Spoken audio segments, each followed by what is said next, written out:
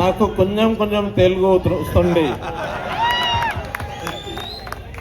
CM సాబ్, నేను ఢిల్లీలో మీకు స్వాగతం.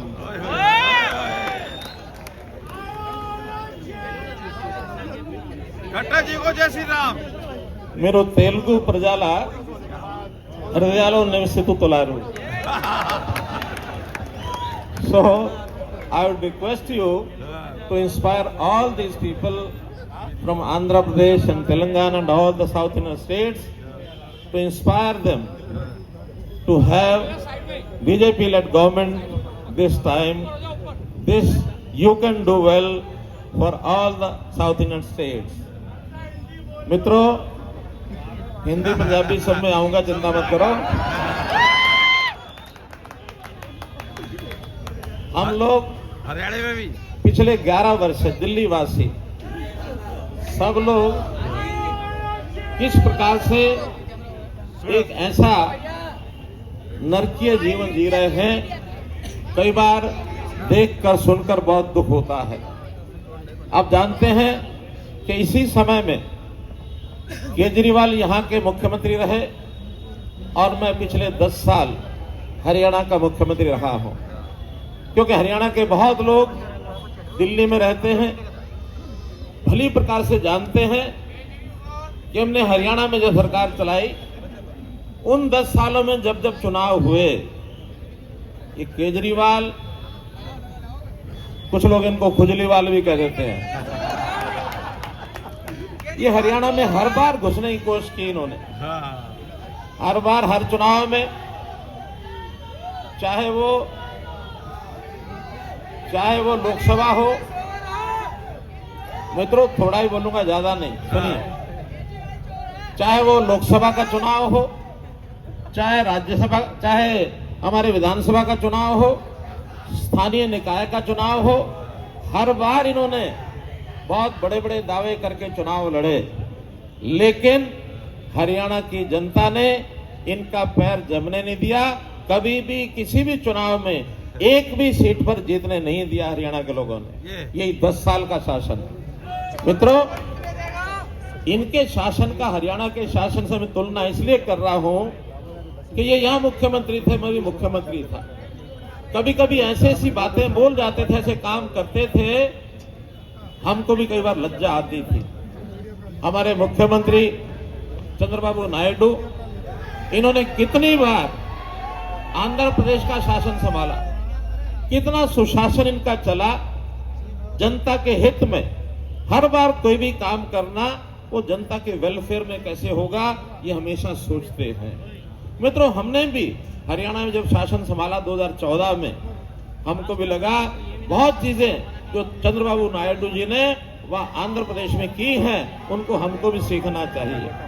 हमने अपनी टीमें वहां भेजी, वहां पर हमारे अधिकारी गए और कुछ चीजें वहां से सीख के आए. बहुत चीजें ऐसी हैं, प्रदेश को चलाने में मुख्यमंत्री क्या काम कर सकते हैं, कितना उनका दायरा होता है, चंद्रबाबू नायडू जी बहुत अच्छी प्रकार से जानते हैं, हम भी जानते हैं. लेकिन इन्होंने, केजरीवाल ने 10 साल दिल्ली का वो नुकसान किया, वो यानी हर बात में इन्होंने झूठ बोलने की कोशिश की. बहुत घोटाले, जैसा आपको पता है, यहाँ शराबबंदी का कितना बड़ा घोटाला, शराब का घोटाला, शराबबंदी का नहीं, शराब का घोटाला, कितना बड़ा घोटाला, हजारों करोड़ रुपए का घोटाला, जिसके कारण से इनको जेल की सलाखों के पीछे रहना पड़ा. मित्रों, बहुत बहकावे का काम करते हैं. हरियाणा के पूर्व मुख्यमंत्री के नाते पिछले 8 दिन पहले मुझे एक बहुत तकलीफ की बात हुई. और वो तकलीफ क्या हुई, इन्होंने कैसा झूठ बोला, कोई देश का दुश्मन भी नहीं बोल सकता. इन्होंने कहा हरियाणा के लोग पानी जो वहां से भेजते हैं उसमें जहर मिला देते हैं. इतनी शर्म की बात इन्होंने की. क्या हरियाणा और दिल्ली कोई ऐसी दुश्मनी है कि हम कोई देश के दुश्मन हो गए? आखिर तो एक नदी का पानी आता है, कहीं ना कहीं उसमें अमोनिया की मात्रा कम ज्यादा होती रहती है, हर पॉइंट के ऊपर चेक किया जाता है. लेकिन जहर घोल दिया, अगर नहीं रोकते तो लाखों लोग दिल्ली के मर जाते, जेनोसाइड हो जाता. ये स्टेटमेंट और ये केजरीवाल ने दी. लेकिन केजरीवाल की झूठी सूचना का संज्ञान, इसका संज्ञान चुनाव आयोग ने भी लिया, इसका संज्ञान अदालतों ने भी लिया और अब पेशियां भुगत रहे हैं। अब आके कहते हैं कि नहीं जहर तो गलती से निकल गया, अमोनिया की मात्रा ज्यादा थी। ये जानबूझ के ऐसा झूठ बोल रहे हैं। इतनी शर्म की बातें करने वाला व्यक्ति, लगातार झूठ बोलने वाला व्यक्ति। लेकिन दिल्ली की सरकार इस बार भारतीय जनता पार्टी की आती है तो मैं निश्चित रूप से कह सकता हूं, हरियाणा में हमने या आंध्र प्रदेश में चंद्रबाबू नायडू जी ने, जब दोनों सरकारें, केंद्र की सरकार और प्रदेश की सरकार एक विचार की हो जाती है तो वहां जो तरक्की होती है, उन्नति होती है, विकास होता है, वो 1 1 2 11 यानी 11 गुना होता है। बहुत स्कीमें ऐसी हैं जो दिल्ली केंद्र सरकार की ओर से चलाई जाती है तो प्रदेश उसको स्वीकार करते हैं, उसको लागू करते हैं। देश में केवल 2 ही सरकारें ऐसी हैं, मैं कह सकता हूं, या तो दिल्ली की सरकार रही और या फिर वेस्ट बंगाल की सरकार, जिन्होंने एक भी योजना केंद्र सरकार की लागू नहीं की। शर्म आनी चाहिए ऐसे पार्टी को। पार्टी की विचारधारा अलग अलग हो सकती है, जनता के हाथ में किसको चुने किसको नहीं, लेकिन दुश्मनी का भाव रखने वाला व्यक्ति, इसको दिल्ली की जनता समझ चुकी है। इस बार बर्दाश्त नहीं करने वाली है मित्रों, नहीं करने वाली है। आज मात्र 48 घंटे का समय शेष रह गया है। 48 आवर्स आर लेफ्ट नाउ। आपने अपनी समझदारी से अगले 5 साल का भविष्य, future of your 5 years, you are to write your pen. अगर आप ठीक से समझदारी से काम करेंगे तो चाहे हम दिल्ली में रहने वाले किसी भी प्रदेश के रहने वाले होंगे, चाहे आंध्र प्रदेश के होंगे, तेलंगाना के होंगे, बंगाल के होंगे, तमिलनाडु के होंगे, या उत्तर प्रदेश के होंगे, बिहार के होंगे, हरियाणा के होंगे, पंजाब के होंगे। पंजाब के बंधु भी यहाँ बहुत से रहते हैं, पंजाबी स्पीकिंग पीपल। क्यों भाई, पंजाबी बोलने वाले रहते हो ना? कौन कौन इतने पंजाबी बोलने वाले? बहुत सारे इतने खड़े हैं। और ये भी अपने पंजाब के रहने वाले लोगों को पूछ लैन कि उत्थे की हाल है।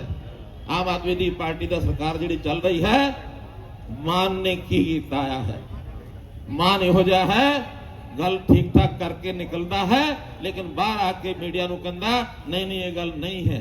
मान है कि जो मानता नहीं, मान है कि जो मानता नहीं, कभी बात को, ठीक बात को भी नहीं मानता है। पंजाब के लोग भी दुखी हो गए उससे। तो मित्रों आप दिल्ली वासी जो यहाँ दक्षिण भारत के जो भी निवासी यहाँ रहते हैं, उनसे खास करके, या जो भी प्रवासी लोग हैं दिल्ली के भी हैं, उन सबको मेरा निवेदन है कि आने वाली 5 तारीख 5 फरवरी आप लोगों को सुबह सुबह लंबी लाइनों में जा करके, और जो भी कैंडिडेट भारतीय जनता पार्टी के हैं उनकी फेवर में जाकर लंबी लाइनें लगा करके, और हम लोगों को अपना अपना वोट देना है। यहाँ के कैंडिडेट संजय गोयल ये ना, संजय गोयल आ गए, ये बैठे संजय गोयल जी हमारे। मैं आज दूसरी सभा में आ रहा हूँ इनके पास, तो इनको आप लोग जिताइए। और भी आसपास की सीटों पर सब जहां जहां हमारे मित्र है, रिश्तेदार है, साथ काम करने वाले हैं, उन सबको कहिए कि 5 तारीख को सुबह प्रातःकाल पहले मतदान फिर जलपान। पहले मतदान, हाँ, first you go to the polling station and cast your vote, then come back to have the breakfast. आपका बहुत बहुत धन्यवाद, बहुत बहुत आभार। పెద్దలు కేంద్ర పట్టణాభివృద్ధి శాఖ మంత్రి మనోహర్ లాల్ ఖట్టర్ గారికి ధన్యవాదాలు।